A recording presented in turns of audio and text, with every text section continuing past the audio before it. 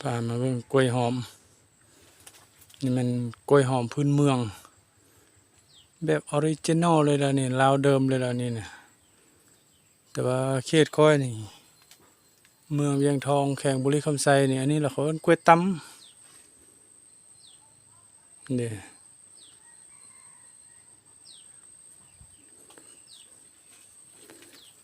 และสิ่งที่ค่อยใส่นี่มีแต่เฟืองอย่างเดียวนี่เลยยังพอจะเห็นเศษซากนี่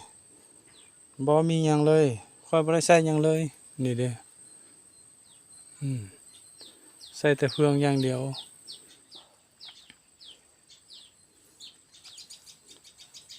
ส่วนว่าตัวนี้นี่มันบ่ฮู้ซื้อคือกันอันนี้ไปไถดินแล้วเห็นอยู่ให้เขาละขอมาอันนี้นะกกกับต้นกับแดงคือกันใบก็คือกันทุกอย่างก็คือกันแต่ว่าเวลามันออกวีแล้วนี่ตัวนี้มันจะห้างนี่เด้มันจะมีห้างบ่ฮู้ผู้ใดฮู้จักซื้อมันพันธุ์มันแนะนำได้แนวนี้เด้ตัวนี้มันจะเป็นห้างช่วงระยะวีมันนี่นะมันจะบ่คือกล้วยต่ำเนี่ยกล้วยต่ำมันจะช่วงระยะบีมันจะที่นะนี่เด้บ่ได้ใส่หยังเลยมีแต่เฟืองเท่านั้นค่อยมาใส่ส่วนว่าตัวที่ว่ากำลังออกปีเด้ตัวที่มันกำลังออกปีมันจะเป็นแบบนี้นี่เป็นกล้วยหอมพื้นเมืองออริจินอลแท้ๆเลยแหละอันนี้นะของลาวเดิมแท้ๆเลยแหละแล้วอยู่บ้านค่อยก็มีแต่ค่อยผู้เดียวเรายังมีตัวนี้นี่นะหนึ่งเดียวนะส่วนที่เรือนั่นมันต้นเอาไปหมดแล้วพื้นเลยมันเขาบ่ปลูกแล้วเนาะแต่ว่าตัวนี้นี่มันสาเหตุที่ว่าค่อยปลูกนี่มันว่า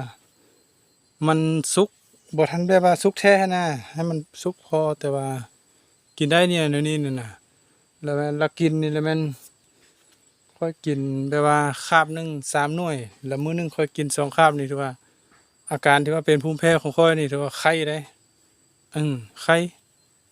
ตัวนี้น่ะตัวนี้ละบรรเทาภูมิแพ้แต่ว่ากล้วยน้ำผัดมันจะเป็นบรรเทาที่ว่าเกี่ยวกับกระเพาะเท่านั้นแต่ว่าตัวนี้นี่จะบรรเทาภูมิแพ้ได้ดีกว่าใดถือว่านับจากเฮ็ดสวนเกษตรมานี่ถือว่าโอ้อาการโรคภูมิแพ้ของค่อยนี่ซ้ำนี้นี่ก็ถือว่าเว้าเลยว่าดีละเนาะเว้าแล้วคำมันก็เลยว่าดีละเศร้าแล้วก็ว่าได้เลยคันคือเทียบเนาะช่วงค่อยยังเฮ็ดอาชีพไถสวนหั่นมากลางคืนนี่นอนบ่ได้เลยลุกขึ้นมานั่งยิงเทิงอยู่เลยบ่ซั่นแม่นหันใจบ่ได้น้ำมูกย้อยอยู่อันนี้ต้นมะฮุ่งอันนี้บ่ฮู้ซื้อพันธุ์มันจักพันธุ์จังใดบ่ฮู้อันนี้ก็เจ้าเอามาแต่งรองหลานสาวแล้วเขาแกงตัวที่ว่ามันเหลือแล้วค่อยแล้วเอามาแล้วแก้นมันมาหว่านบัดซะไปในเท่านี้นี่ละตัวนี้มันต้นดังเดิมมันต้นเดิมมันส่วนมาตัวนี้มันต้นที่ว่าค่อยการไปนั้นเนาะอันนี้มันเอิ้นว่าท่อนปลายพอรวมแล้วเนาะส่วนมาตัวนี้เราท่อนกกนี่บ่ฮู้สายพันธุ์เลยแล้วนั่นก็มาฮู้คือกันเด้เด้ผู้ใดมีพื้นที่น้อยพื้นที่ประหยัดใช้ระบบนี้นี่เด้ปลูกใกล้ๆกันเลยนี่เด้แต่ว่าเขาปล่อยตัวนึงขึ้นสูงดงขึ้นไปพุ่นซะก่อนแล้วจังให้ตัวนี้ขึ้นไปตามหลังทีนี้นะมันจังบ่แย่งพื้นที่แสงแดดกันแต่ว่าให้สมบูรณ์กับบ่อยากสมบูรณ์ปานใดเนาะเพราะว่าตัวนั้นมันใหญ่กว่าแล้วมันกินพื้นที่ไปหลายแล้วผู้ใดฮู้ซื้อพันธุ์มันแนะนำได้เด้ออันนี้เด้อบ่ฮู้ซื้อพันธุ์มันอันนี้มันบักหงอันนี้บักหงนี่มันห่มพดตัวนี้บ่ติดเลยบักหงต้นเมื่อกี้นี่หันยังติดหน่อยนึงอันนี้นี่มันว่า น้ำหอมก้นจีบแต่ว่าเฮ็ดอินทรีย์นี่มันบ่ไหวตัวนี้นี่เลยแมงอันนี้นี่กินใบมันหมดนี่เลยค่อยเมื่อยแต่เอามาใส่ละน้ำมักว่าน้ำมักน้ำยาว่าน้ำยาสุดท้ายมาจบอยู่วันนี้นี่สุดท้ายนะทุกอย่างนี่ซุปใส่ให้มันขึ้นมายาวๆยาวๆเนาะแล้วเราจังปะให้มันแตกเพราะว่ามันขึ้นมายาวๆนี่แล้วล่ะตัวใบมันนี่เนี่ยนะมันบ่อ่อนแล้วนะมันใบมันแข็งมันนั่นล่ะตัวที่ว่าคนไทยเขาแมงดำน้ำมันนะแล้วมันจังบุกินเพราะว่ามันแข็งมันแก่เลยถ้าว่าเราอยากให้มันอ่อนๆคือที่นี่ตั้งแต่ต้นขึ้นมานี่เรียบร้อยแมงจัดการเรียบร้อยบ่เหลือต้นมะขี้หูดปลูกวันที่8 เดือน 3บ่ไวน้ำกินนี่นะ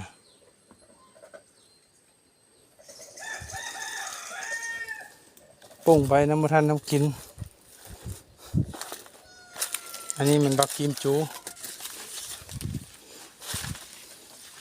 อันนี้บักกิมจูนี่คือกันนี่ปลูกวันที่8 เดือน 3ค่อยเอาไว้แต่3 หน่วยแต่ว่ามีต้นหนึ่งค่อยไว้2 หน่วยแล้วก็ใหญ่กว่านี้อันนี้แหละบักอืออันนี้เนาะอันนี้บักเขืออันนี้อ้อยดำสำหรับผู้ที่ว่าเป็นภูมิแพ้เด้อนี่มะเขือหน่วยปอมๆบ่ฮู้จักชื่อมันอันนี้เนาะไปไทยสวนอยู่ให้ของไอ้น้องละสูงแล้วเห็นละครน้ำเข้ามา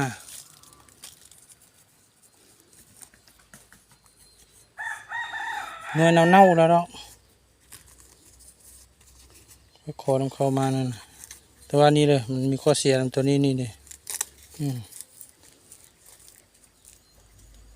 2 มื้อ 3 มื้อเลยมันได้มาเบิ่งคันบ่มาเบิ่งนี่มันหมอนี่จัดการ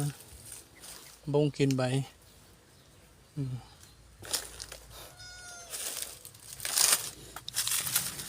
อันนี้มันใส่นำกันเลยเนาะเพชรน้ำผึ้งเบอร์ 2กับเครือเขาห่อเดี๋ยวมันก็ออกเนาะตามวาดจะได้นี่เลยมนขึ้นมานำเครือเขาห่อนี่เลยนี่เลยมะไฟสีม่วงเนาะต้นมะไฟนี่ตอนแรกค่อยบ่ฮู้เนาะค่อยเอามาปลูกใส่เบื้องตะเวนออกแล้วมันต้องแดดตลอดเวลาอันน่ะตอนแรกนะตอนนี้นี่ฮู้แล้วว่าต้นมะไฟนี่มันบ่มักแสงแดดอันน่ะก็เลยหาวิธีแก้แบบง่ายๆคือนี่เอาต้นกล้วยมาปลูกใส่ทางฝากเบื้องนั้นอันนี้ก็บ่ฮู้ชื่อมันคือกันอันนี้นะสั่งซื้ออันค่าเกษตรแดงมาแล้วเขาเจ้าแถมมาให้ถามเขาแล้วว่ามันเป็นมากเพราะอันนี้มันเป็นอะไรเขาระบามีแต่เอาไว้กินกับลาบมาซั่นกับลาบเนี่ยกูเคยเห็นจะเชื่อเนาะเพราะกระเดาเขาบ่แม่นกระเดาเด้อันตัวกล้วยที่ว่าอันกล้วยว่ามือกินนี่เนาะนี่ช่วงนี้มันจะยาวมันจะบ่คือกล้วยหอมพื้นเมืองลาวแบบออริจิน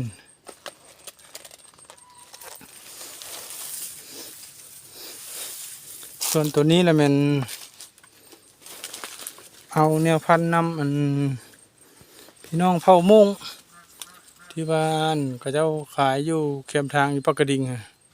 เนาะบ้านทงนามีอันนี้นะก็บ่ฮู้ชื่อมันคือกันอันนี้นะเจ้าก็เอิ้นมากล้วยหยังชื่อพันธุ์มันน่ะแต่ว่าเวลามันสุกแล้วมันจะแตกแหงอันนี้น่ะคันเฮาเอาบ่ทันนี่กินบ่ทันนี่มันแตกแหงกล้วยตัวนี้นี่นะนี่ ความว่าเกษตรผสมผสานจักส่ำใดในเครือมะกล้วยเขาก็ยังมีมะบวบนี่สุมอ้อยก็มีมะทั่วกล้วยนี่ก็บ่มีละประสานลงมาลุ่มนี่ก็ค่านี่ก็สิงไข่อันนี้มันมากนาวดั้งเดิมของเมืองเวียงทองอันนี้พันธุ์ดั้งเดิมเดี๋ยวไทยเวียงทองแล้วก็เจ้าเอิ้นว่าหมักลิ้วไทยเวียงทองอันนี้มันที่ว่าธรรมชาติแต่ว่ามาลองปลูกใส่อันพื้นที่ยกเบิ่ง